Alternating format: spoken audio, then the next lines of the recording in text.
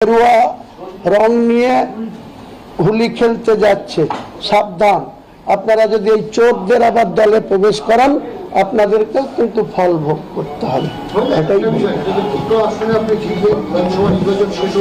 তারপরেও আপনার কথা শুনে মনে হচ্ছে যে আপনার ওয়ান পয়েন্ট এজেন্ডা তৃণমূলকে সর্বস্তর থেকে উৎখাত করতে। একদম, এখনো বলছি আপনাকে যে তৃণমূল মানুষের রায়ে 2011 সালে আপনারা জানেন 2004 সালের যে লোকসভা নির্বাচন, সেখানে মমতা ব্যানার্জি একা সাংসদ ছিলেন, কংগ্রেসের 6 জন ছিল, 35 জন ছিল লেফট ফ্রন্টের।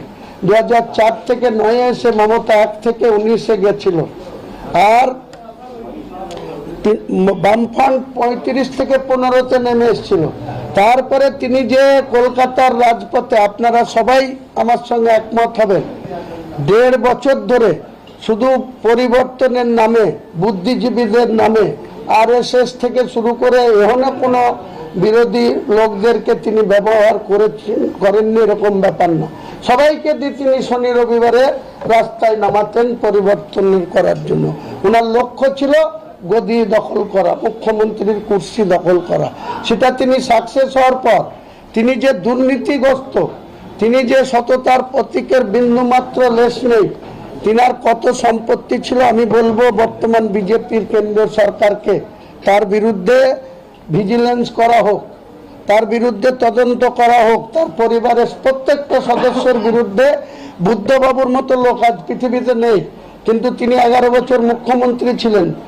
জ্যোতি বসু 23.5 বছর মুখ্যমন্ত্রী ছিলেন, তাদের পরিবারের কোনো ক্ষমতার তারা অপব্যবহার করেনি। অথচ এই মমতা বন্দ্যোপাধ্যায়, তার কি সম্পদ ছিল, আর এখন তার সম্পদের পরিমাণ, তার পরিবারের সদস্যদের এত টাকা কোথা থেকে এলো? আমার কাছে মুসলমান সম্প্রদায় যখন মমতা বন্দ্যোপাধ্যায়ের কাছে সমর্থন করলো 2011, দীর্ঘ 34 বছরের বামকে ভোট দেওয়ার পর তারা যখন সরে আসলো, তারপরে মমতা ব্যানার্জি মুসলমানদের সঙ্গে যে বিশ্বাসঘাতকতা, যে মিথ্যাচার করেছে, এবং আমাদের মতো ওয়ার্কার, আমি কংগ্রেসের রানিং MLA পদ তুচ্ছ করে ছেড়ে দিয়ে আমি যখন ওর হাত ধরেছি, তারপরে এই ভাইপো তার নির্দেশে এই পার্থ চট্টোপাধ্যায় জেলখাটা আসামি, যাকে এবছর টিকিট দেয়নি, আর একজন জেলখাটাকে টিকিট দিয়েছিল, হেরে ভোটটা হয়েছে। আজকে বুদ্ধবাবু যেভাবে 2011-তে, কেউ আমি অত্যন্ত স্বাগত জানাচ্ছি, অভিনন্দন জানাচ্ছি যে বাংলার বিজেপি মানুষের যে সমর্থন পেয়েছে। আমার টার্গেট মুর্শিদাবাদ, মালদা, উত্তর দিনাজপুরের 6টা MP সিটে আমি আমার আমজনতা উন্নয়ন পার্টির লড়াই করব। আর বিজেপিকে অনুরোধ করব, মমতা বন্দ্যোপাধ্যায়ের যে অহংকারী অভিষেক বন্দ্যোপাধ্যায় এবং তাদের দলের যারা MP, ইতিমধ্যেই 29 আসার আগেই অনেক MP তাদের লাইন দেবে, চার্টার বিমান ধরবে, সেটা তো দেখতে পাবে সবাই। কিন্তু টার্গেট এদেরকে পার্লামেন্ট ইলেকশনে বিজেপি নেতৃত্ব যেন কোনো ছাড় না দেয়। এখান থেকে বিজেপি 30টা সিট জিততে হবে। তারা 18টা জিতেছিল 2019-এ, তারপরে নেমে এসছে 2024-এ 12। আগামী দিনে এই যে মমতা ব্যানার্জি এখন অখিলেশকে ডেকে নিয়েছে, কেজরিওয়ালকে ডেকে নিয়েছে, আর রাহুল গান্ধীর যে দ্বিচারিতা, একদিকে রাহুল গান্ধী পশ্চিমবাংলার মানুষকে 50 বছর যারা পশ্চিমবাংলার মানুষের কাছে গ্রহণযোগ্যতা হারিয়েছে, তারা একদিকে অল আউট লড়াই করার নামে যে লড়াই করেছিল, গোটা পশ্চিমবাংলার মানুষের কাছে কংগ্রেস দলের কি ভোট পাচ্ছেন, এটা আবার একবার নতুন করে প্রমাণ হলো। মুর্শিদাবাদেই 2টো খাতা খুলেছে, ফারাক্কা আর রানীনগর, সেটাও হুমায়ুন কবিরের দৌলতে। তা না হলে গোটা পশ্চিমবাংলায় কংগ্রেস খাতা খুলতে পারতো না, CPM-ও খুলতে পারতো না। যেটা ডোমকলে খাতা খুলেছে সেটাও হুমায়ুন কবিরের দৌলতে, কারণ হুমায়ুন কবির এই সরকারের বিরুদ্ধে জেহাদ ঘোষণা করেছিল। আমাকে যে অসম্মান, অপমান মমতা ব্যানার্জি, অভিষেক ব্যানার্জি আর ফিয়াদ হাকিমরা করেছিল, তার যোগ্য জবাব পেয়েছে। আমার একটাই টার্গেট ছিল, অহংকারী মমতা ব্যানার্জিকে বাংলার মস্তক থেকে সরাতে হবে। আমি মহান আল্লাহ তাআলার কাছে লাখ লাখ শুক্রিয়া জানাই যে মমতা বন্দ্যোপাধ্যায়ের মতো মিথ্যাচারী অত্যাচারী শাসন থেকে বাংলার মানুষকে মহান আল্লাহ তাআলা বা যিনি ভগবান তিনারা বাংলার 11 কোটি মানুষকে তাদের অত্যাচারের হাত থেকে মুক্তি দিয়েছে।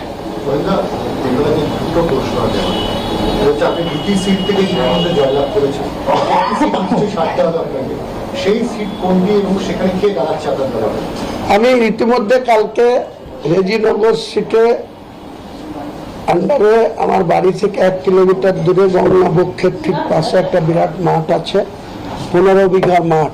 এই অ্যান্ডারসন রাইট কোম্পানির নামে জায়গা, 84 বছর আগে অ্যান্ডারসন রাইট কোম্পানি এখান থেকে ছেড়ে কানাডা চলে গেছে। ওই মাঠটা আমাদের বাড়ির সন্নিকট মাঠ, ওখানে একটা আশ্রম আছে।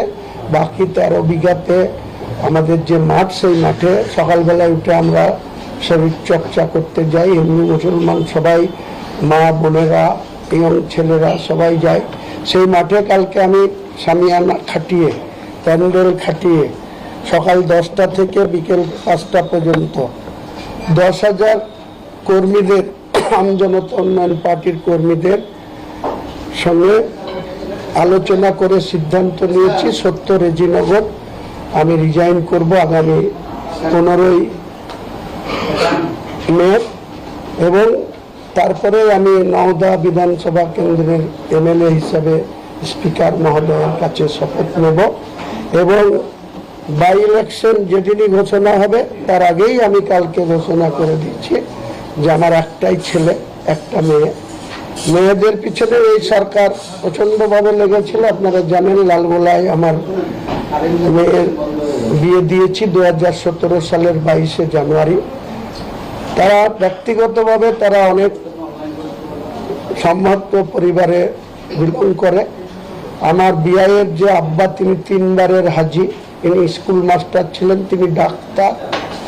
তো তিনার পরিবারে আমি মেয়ের বিয়ে দিয়েছিলাম। তাদের 15,53,597 টাকার সম্পত্তি অযাচিতভাবে পুলিশের যেখানে এখতিয়ার বহির্ভূত, সেই পুলিশ সম্পত্তি ফ্রিজ করে রেখেছে। আমি হাইকোর্টে গিয়ে কিছুটা রিলিজ করিয়েছি, আরও আগামী দিনে হাইকোর্টের মাধ্যমে তাদের ন্যায্য প্রপার্টি, তাদের ন্যায্য যে সম্পত্তি, দলিলকৃত সম্পত্তি এবং তাদের মিউটেশন করা আছে, কনভার্সন করা আছে, সেই সব সম্পত্তি যেগুলো ব্লক করে রেখেছে, 15টা অ্যাকাউন্ট ফ্রিজ করে রেখেছে। ধীরে ধীরে আমরা নিশ্চয়ই এই অত্যাচারী সরকার যখন চলে গেছে তখন নিশ্চয়ই তারা তাদের সম্পত্তি, এমনকি 23 বছর আগে আমার মিসেসের নামে যে জায়গা, মানিকখোয়া ঠাকুর বাড়ির 4 ভাইয়ের জায়গা আমি নিজে কিনে সেই জায়গাতে বাড়ি করেছিলাম, সেখানেও আমার মিসেসকে নোটিশ ধরিয়ে